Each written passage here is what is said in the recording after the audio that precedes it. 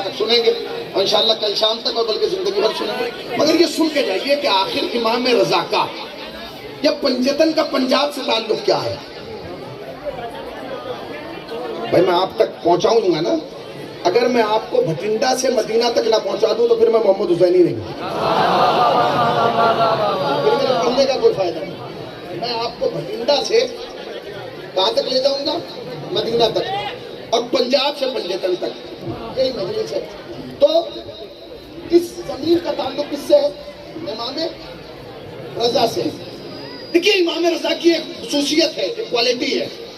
وہ کوالٹی کیا ہے؟ آپ کے جو 12 امام ہیں نا اور 14 معصومین، یہ یا آپ کو مدینے میں ملیں گے یا عراق میں ملیں گے، ٹھیک ہے نا؟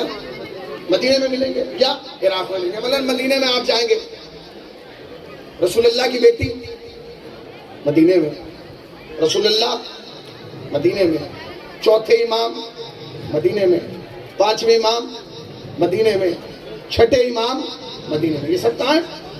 مدینے میں۔ سنتے رہیے گا یہ بھائی، یہ سب مدینے میں۔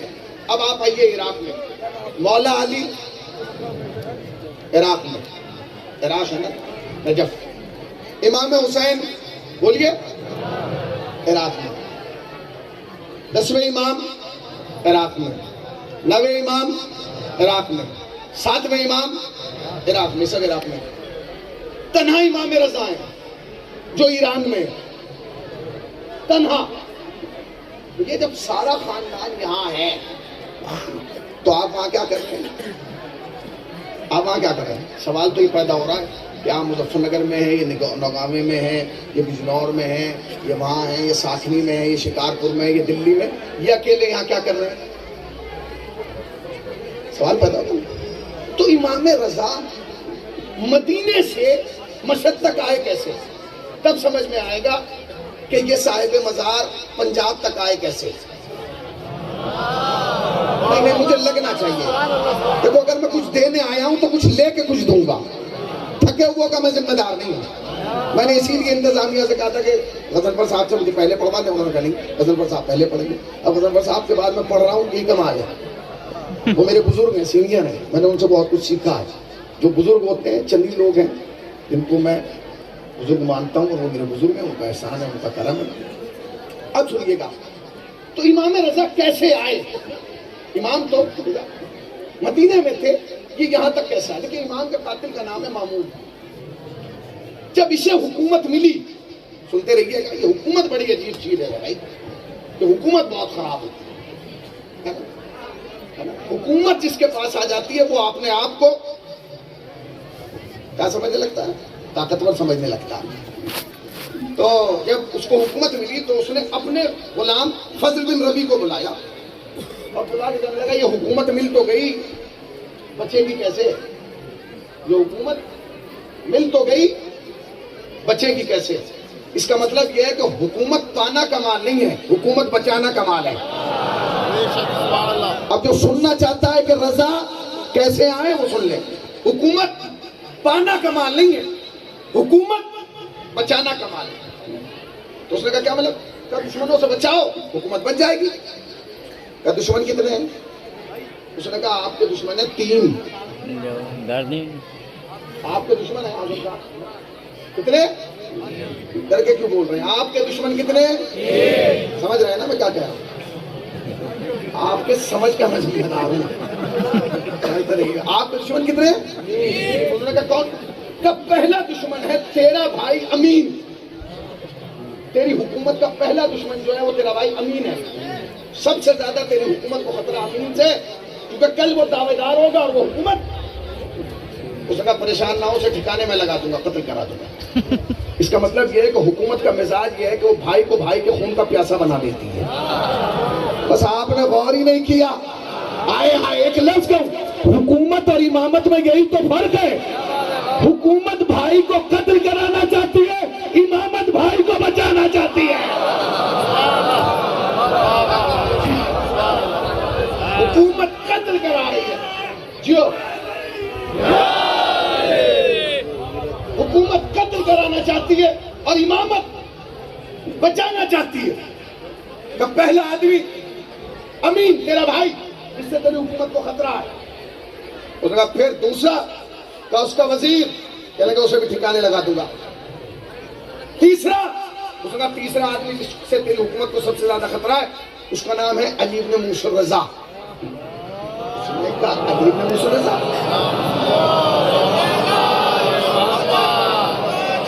اس نے کہا علی بن موسیٰ الرضا کہاں؟ کہنے لگے اس نام کا آدمی تو پورے مشہد میں کوئی نہیں ہے, پورے شہر طوس میں کوئی نہیں ہے. کون ہے بھائی یہ, کہاں ہے, ہم نے تو دیکھا ہی. کہنے لگے یہ رہتے مدینے میں. کہنے لگے واہ, حکومت میری ایران میں, یہ مدینے میں رہ رہے ہیں, میں انہیں نہیں جانتا, وہ مجھے نہیں جانتے, خطرہ کیسے؟ اس نے کہا تو نے نہیں جانتا نا, وہ تجھے جانتے ہیں, تیرا انہیں جاننا کمال نہیں ہے, ان کا ہمارے سے کیا لینا دینا. اس نے کہا مسئلہ یہ ہے کہ جس تخت پہ آپ بیٹھے تمہارے باپ کا نہیں ہے. تو پھر کہیے اس کے باپ علی کا ہے, تیرا باپ تو قابض بن کے بیٹھا تھا. اس نے کہا بس تین دشمن ہیں, دو میرے لیے مارنا آسان ہے, ایک میرا بھائی ایک میرا وزیر.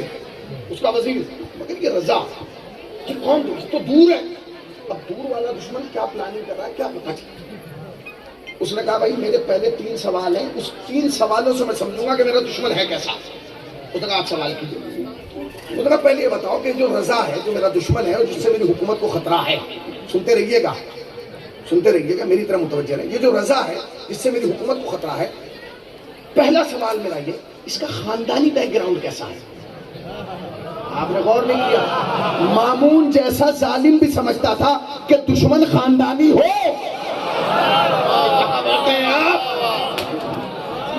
دشمن خاندانی ہونا چاہیے. اس نے کہا کیا؟ تو پہلا سوال یہ اس کا خاندان کیسا ہے, خاندانی بیک گراؤنڈ کیسا ہے. اس نے کہا خاندانی بیک گراؤنڈ یہ کہ اس سے اونچا خاندان کسی کا ہی نہیں. کیا مطلب؟ کہ جو محمد کا خاندان ہو اس کا خاندان. کیا مطلب؟ کہاں جو اس کا خاندان ہے, جو رسول کا خاندان ہے, وہ ان کا خاندان ہے. کہنے اچھا, کہنے کہ خاندان سے تو بہت اونچا. علمی معیار کیا ہے, کس لیول کا علم ہے.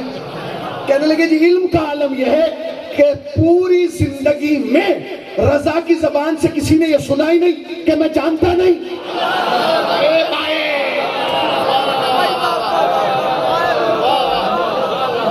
جو ہاتھ باندھے بیٹھے ان سے میری کوئی ذاتی جھگڑا چل رہا, میں پراپرٹی کے پیپر میں دستخط کرانا چاہتا ہوں. متوجہ رہیے گا. کہ بھائی پہلا سوال خاندان کیسا ہے. اس سے اونچا خاندان. یاد رکھنا اس دنیا میں رسول سے اونچا کوئی نہیں ہے, جتنے ہیں سب نیچے ہیں. اور اگر کوئی رسول سے اونچا ہونا چاہے گا نا اسے کائنات نیچا کر دے گی. کہاں پہ کہا کہ خاندان, تو اس سے اونچا خاندان کسی کا نہیں کیونکہ رسول کا خاندان. کا علمی معیار, کا علمی معیار یہ ہے کہ آج تک رضا کی زبان سے کسی نے یہ سنا ہی نہیں میں نہیں جانتا. سوال کرتا ہے جواب مل جاتا ہے. تو یہ کوالٹی رضا کی تھوڑی ہے, یہ تو اس کے دادا کی ہے کہ اس نے منبر پہ بیٹھ کے کہا تھا سلونی سلونی, پوچھنا تمہارا کام ہے, بتانا میرا کام ہے. پوچھنا تمہارا کام ہے, بتانا میرا کام ہے. اس نے کہا اچھا تیسرا سوال, دکھتے کیسے ہیں, نظر کیسے آتے ہیں, شکل کیسی ہے. اس نے کھڑے ہو کے کہا مامون شکل کیا پوچھتا ہے, شکل کا عالم یہ کہ جو ایک دفعہ اسے دیکھ لیتا ہے اسی کا ہو جاتا ہے. جو ایک بار اسے دیکھ لیتا ہے وہ اسی کا ہو جاتا ہے. اس نے کہا یہ تو بہت خطرہ ہے, خاندان بھی اونچا, علم بھی لاجواب, اور شکل ایسی جو دیکھ لے اسی کا ہو جائے. بھائی سب سے پہلے تو ایک کام کرو کہ رضا کو واپس بلاؤ. بلاؤ کہاں؟ جی ہاں, کہ حکومت کی طرف سے جاؤ. پہنچے لوگ امام رضا روضہ رسول پر بیٹھے ہوئے. ہم مشہد سے آئے, بادشاہ نے آپ کو بلایا. امام اٹھے, گھر میں گئے اور جانے کے بعد کہا کہ میں بھی جا رہا ہوں, اس لیے کہ میرے نانا نے بھی ہجرت کی تھی, میرے بابا نے بھی ہجرت کی تھی, اور میرے دادا نے بھی ہجرت کی تھی. میں جا رہا ہوں, مگر یاد رکھنا میری ہجرت میں اور ان کی ہجرت میں ایک فرق تھا. کہ کیا؟ کہ میں جا رہا ہوں, میں جاتے قتل نہیں ہوں گا, کچھ عرصہ زندہ رہوں گا, اور جب میں جاؤں گا تو میرے جانے کے بعد ایک انقلاب پیدا ہوگا, اور اس انقلاب کا اثر یہ ہوگا کہ اس ملک میں جب شیعت پنپے گی تو رضا کے نام سے پنپے گی. ٹھیک ہے. ابھی سپاہی پہنچے تھے کہ فوراً ایک قاصد پیچھے سے آیا. اس نے کہا کہ بھائی میں آیا ہوں, سنتے رہیے گا, میں بیک گراؤنڈ تیار کر رہا ہوں. تو کیا ہوا کہ بادشاہ کا سخت آرڈر ہے کہ رضا کو گھوڑے پہ بٹھا کے نہ لانا. کہ کیوں؟ کہ محمل میں بٹھا کے لانا, پردے میں. کہ کیوں؟ کہ اصل میں مسئلہ یہ ہے کہ جو اس کا چہرہ دیکھ لے گا,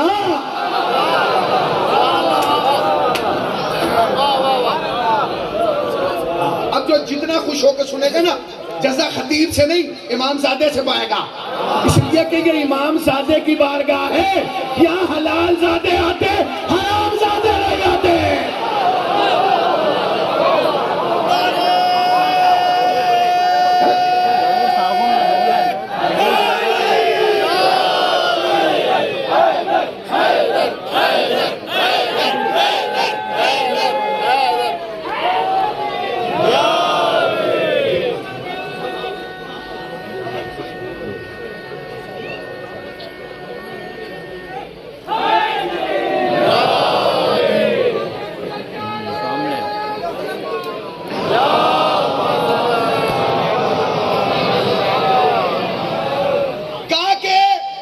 کوشش یہ کرنا رضا گھوڑے پہ سوار نہ ہو.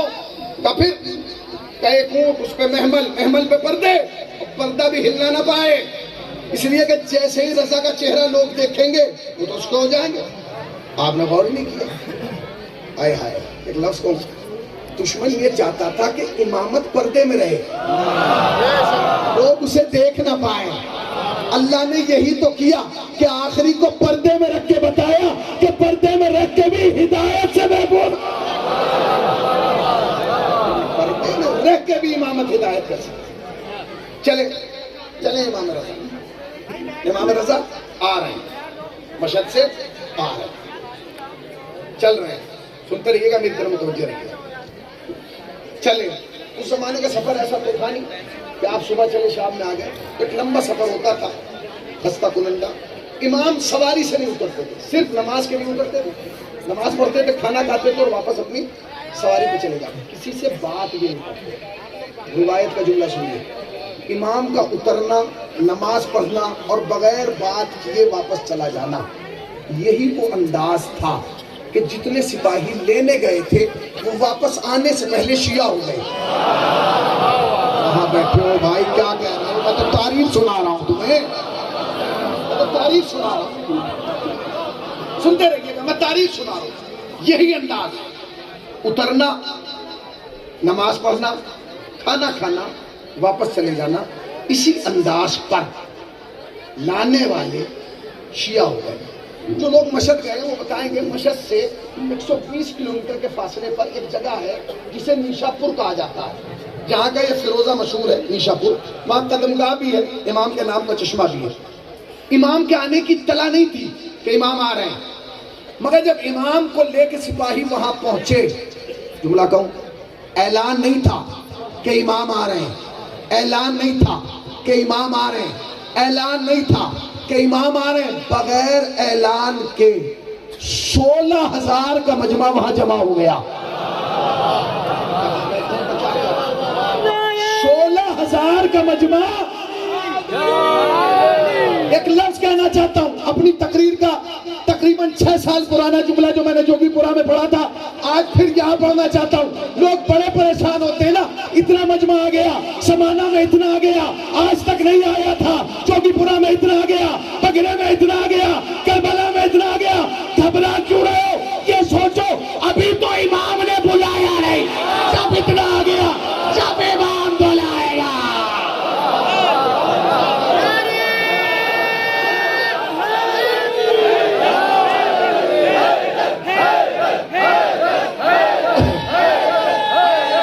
بکھر کے نہیں, مل کے.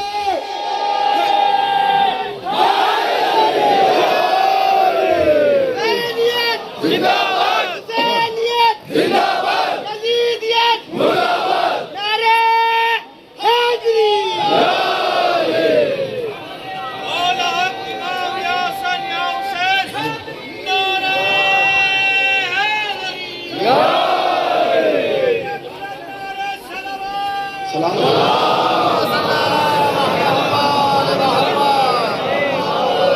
سنتے رہیے گا بھائی، امام پہ پابندی تھی، اتنے 16,000